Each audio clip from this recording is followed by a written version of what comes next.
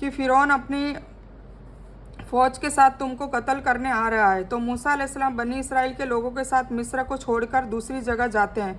तब वो समुंदर के किनारे पहुंचते हैं और फ़िरौन उनके पीछे होता है। तब बनी इसराइल के लोग मूसा को कहते हैं कि हमने तुम्हारी बात मान के अपने आप को मौत के मुंह में डाल दिया। बनी इसराइल के लोगों को छुड़ा के लाते हैं मूसा अलैहिस्सलाम, फिर भी वो ताने मारते हैं। मूसा अलैहिस्सलाम कहते हैं डरो नहीं, अल्लाह हमारे साथ है। और फिर अल्लाह का हुक्म होता है, मूसा अपनी असा समुंदर के पानी पर मारो और वो पानी के बीच में बड़ा रास्ता बन जाता है। और मूसा अलैहिस्सलाम और बनी इसराइल के लोग वो रास्ते से समुंदर को पार कर लेते हैं और दूसरे किनारे पहुंच जाते हैं। और फ़िरौन का लश्कर भी उनके पीछे पीछे उसी रास्ते पर चलता है। तो जब बीच में सेंटर में समुद्र पे जब वो पहुंचते हैं तो वो रास्ते पे वापस समुंदर बन जाता है। उसकी लहरों से उसकी सारी फौज और फ़िरौन खुद वो लश्कर समुंदर की लहरों में डूब जाता है। जब फ़िरौन लास्ट में आखिरी में डूबने लगता है, पूरा डूब चुका होता है, तब फ़िरौन अल्लाह ताला से माफ़ी मांगता है, पर अल्लाह फिर उसे माफ़ नहीं करता और उसकी लाश को किनारे पर फेंक देता है।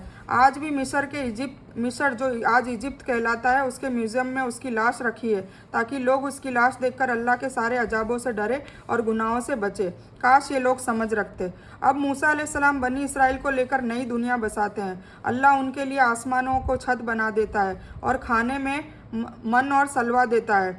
मन होता है एक मीठा शहद जैसा, ओस जैसा पानी, और सलवा बटेर या चिड़िया जिसको ज़िबा करके पकाकर वो खाते हैं।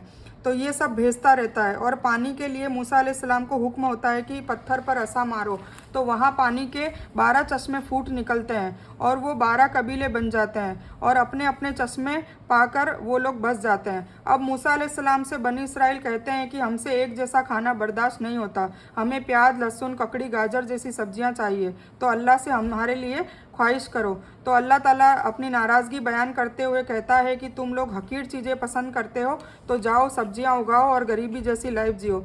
एक दिन मूसा अलैहिस्सलाम को वही आती है कि तूर पहाड़ी पर 40 दिन की इबादत करनी है। तो मूसा अलैहिस्सलाम अपनी कौम को अपने भाई हारून अलैहिस्सलाम को सुपुर्द करके तूर पहाड़ी पर 40 दिन के लिए जाते हैं। तो जब वो 40 दिन बाद वापस लौटते हैं तो वो लोग एक बछड़े की पूजा करने लगते हैं। ये देखकर आप अलैहिस्सलाम जलाली हो जाते हैं, बहुत गुस्से में आ जाते हैं और अपने भाई हारून अलैहिस्सलाम की दाढ़ी पकड़कर घसीटते हैं और कहते हैं तू 40 दिन भी मेरी कौम को न संभाल सका।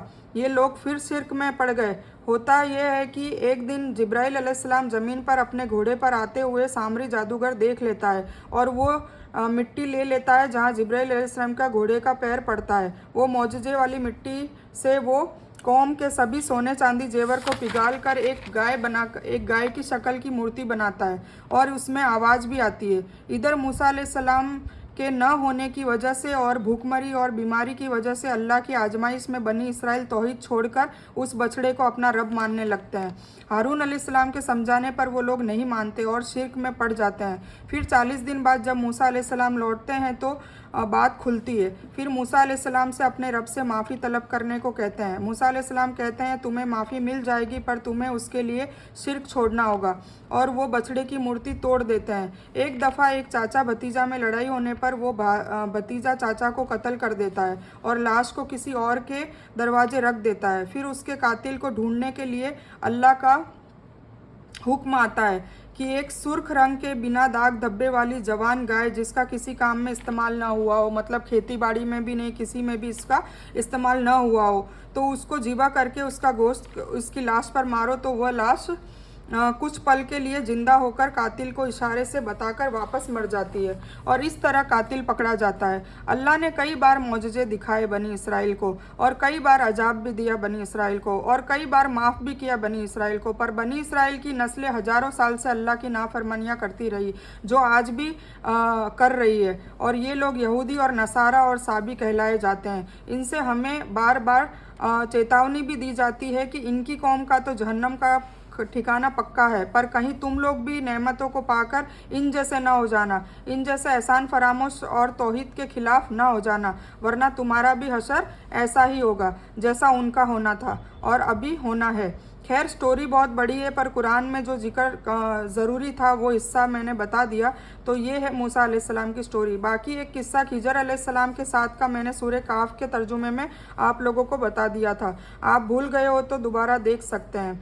ये किस्सा होने की वजह ये थी कि एक बार एक बंदा महफिल में से उठकर मूसा अलैहिस्सलाम से पूछता है कि अभी हम सब में सबसे बड़ा आलिम कौन है? तो मूसा अलैहिस्सलाम खुद को बताते हैं। तो अल्लाह आपसे नाराज़ हो जाते हैं कि और कहते हैं कि तुमने अपने आप की जगह मुझे, मतलब अल्लाह को आलिम बताना था।